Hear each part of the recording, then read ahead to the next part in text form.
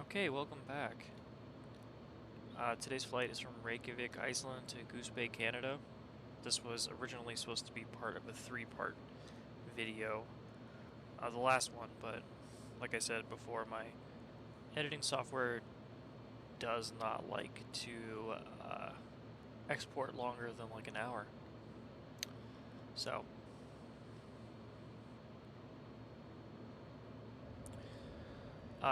normally the flight path from Reykjavik to Goose Bay is kind of a straight shot, just westerly at this point, and then follow the latitudes till they become longitudes and stuff like that. But longitudes, not longitudes. But there were two destinations on my mind directly after leaving Iceland. The first being this town to the north of Reykjavik, northwest of Reykjavik. And then, of course, the Arctic Circle. I'm not even going to attempt to say the name of this airport because I don't know if I can. But it is pretty. It's an interesting approach. You'll see it in a second. I imagine most people probably come in through that little valley clipped there to the left of the short hill. But I decided to come in over the top of the hill and to the right of it. And I probably could very easily look this up and be able to tell like what the preferred approach path is for the airport, but this was good enough. So yeah, we are gonna aim for the Arctic Circle, just kind of like graze it, I guess, in an effort to fully complete the world tour sense of all this. I felt it was kind of necessary to hit up the Arctic Circle and the Antarctic Circle later on.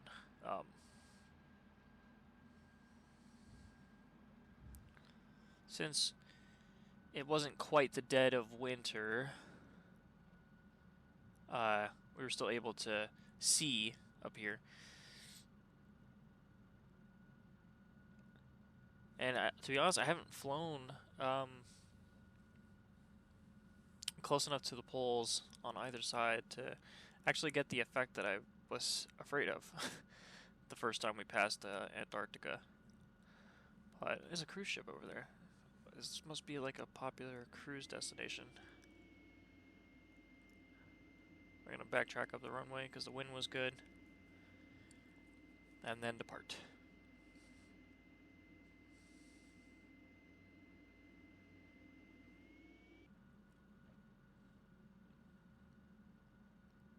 Um, yeah, so when we were in New Zealand, I thought about making the trip to Antarctica, which would have been quite a hefty flight.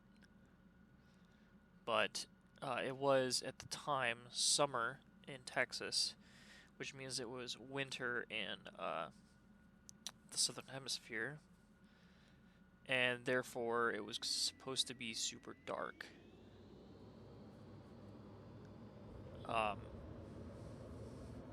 Strangely enough, like I should have guessed from the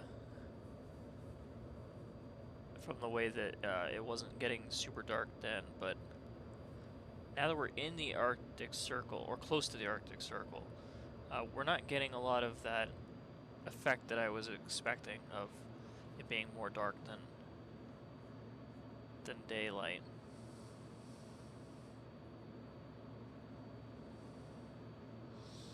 It's a cute little town.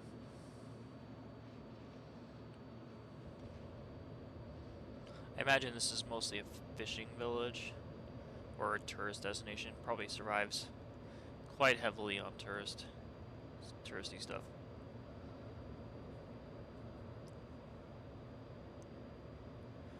And then off to Goose Bay. Actually, I think first I messed up the gears, taking off too fast, and it wasn't until about this point that I had fixed them.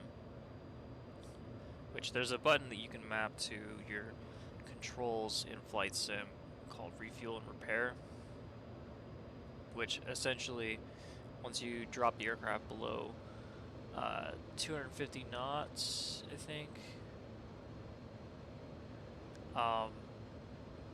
that's like the safe speed for the gear to deploy, but it also becomes the safe speed for the gear to be stowed. So you have to slow down, refuel and repair, and then pull the gear up, and then you can speed off again. But if you exceed 250 on it on departure, you're gonna end up breaking the gears in this plane. Yeah, so we're at the Arctic Circle. You can actually see Greenland up ahead. I wasn't expecting that, to be honest. And on the map, you can see there's a little bit of yellow text to the left of the wind indicator. That is about the same latitude as the Arctic Circle. So our path took us into the Arctic Circle for a little dip, get our feet wet, and then back down. I say down, but it's not that actually, not actually that far south, to be honest. We're still going pretty westerly, even though it feels like we're going south, due to the fact that we're at the poles, basically. And I mean, even here, I think, doesn't the Arctic Circle begin at like 30 degrees? I'm gonna verify this.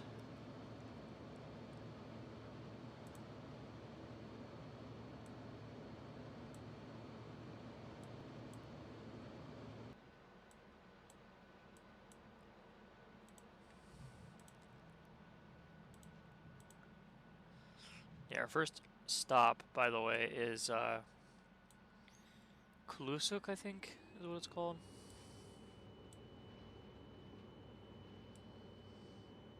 Yeah, the Arctic Circle is about 33 degrees. 33, it's 66.6 degrees north, I guess.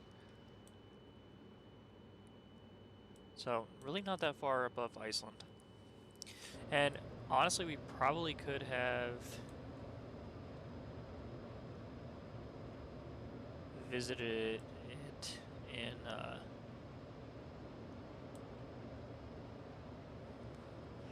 Norway, but I didn't want to have to fly all the way back down. Yeah, Kulusuk is one of those strange airports to me that just I do not enjoy flying in or around.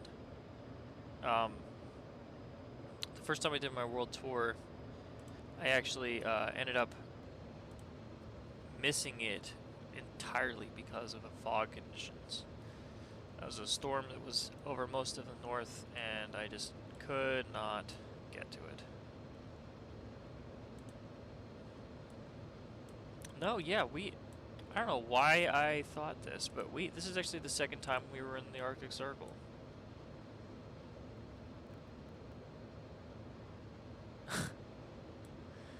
What do you know?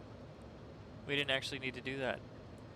When we were in Norway, we flew into the Arctic Circle. How dumb is that? Anyway.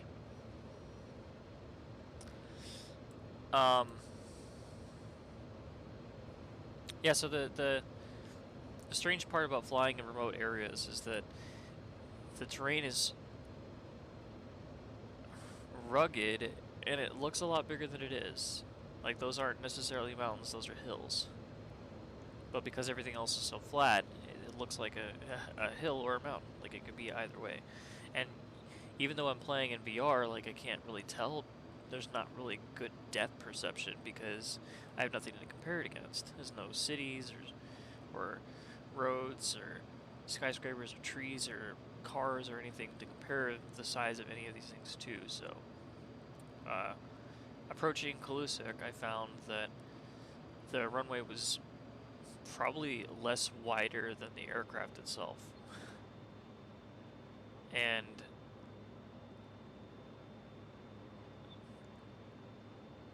this runway was actually quite a lot bigger than I expected. I don't remember the name of this one. It's Sarswak, something like that. It'll pop up in a little bit.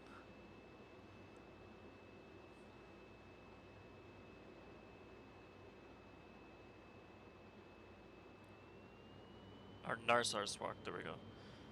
Narsarswak. And, yeah, this runway is actually really nice.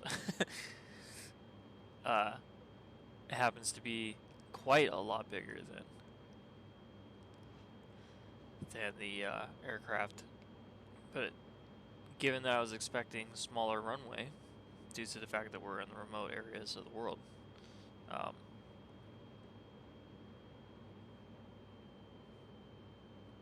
I found that I was expecting to hit the runway a lot sooner than I did. And you'll see it here. It kind of feels like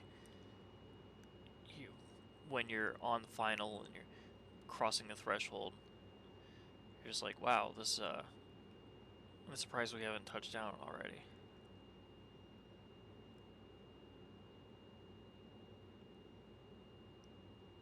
See, still not down, still not down, still not down, still not down.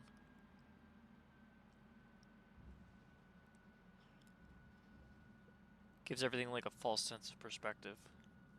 And like I heard about this, I've talked about this in other videos, but it's the same as when we were flying over the deserts. You know, like this and what the astronauts experienced on the moon means that, like, you know, cliffs don't look like cliffs. Valleys don't look like valleys. You kind of just guess at some point about what the size of these things are. And you do the best you can. It's strange. I do think that, with notable exceptions, the actual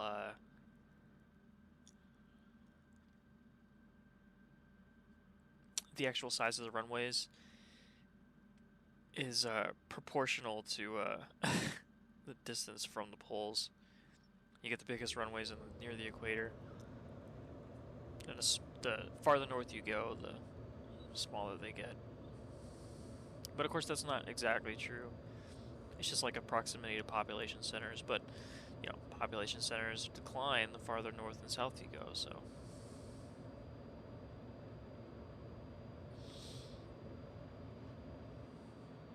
I didn't really need to land at any of these places, obviously, since we're not really caring about fuel this entire time, but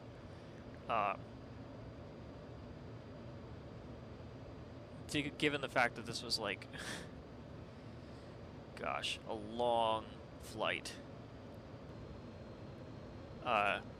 over basically nothing for almost the last time. Like we don't really do a lot of this. Yeah, the only flights after this are from South America to Antarctica. So like I believe it's Argentina. No, we did Falkland Islands, that's right.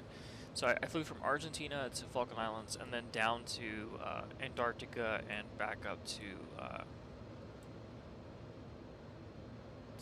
Chile. So, you know, there really isn't that much left of this that is over the water, but I knew that this was pretty close to my second to last or last flight doing so. And it was getting pretty boring, not gonna lie. This perspective that you're currently seeing of me angled is me resting as much as I can. Because I was super bored. And then at some point I was like, I don't want to fly this high anymore. We're gonna descend and play with the clouds, and that way, at the very least, I'll have something to entertain me along the way. It was also beginning to get dark, as you can tell. So, even though I knew it would be faster to fly directly there, instead I just came close to the ground. Yeah, dropped our speed considerably. One of my brothers actually, I've been begging him to fly with me, or fly in VR to try it out for quite a long time, and so this approach to Goose Bay, which you'll see in a second on the map, it'll be a lot of squiggles, uh, was his attempt to line up for final. And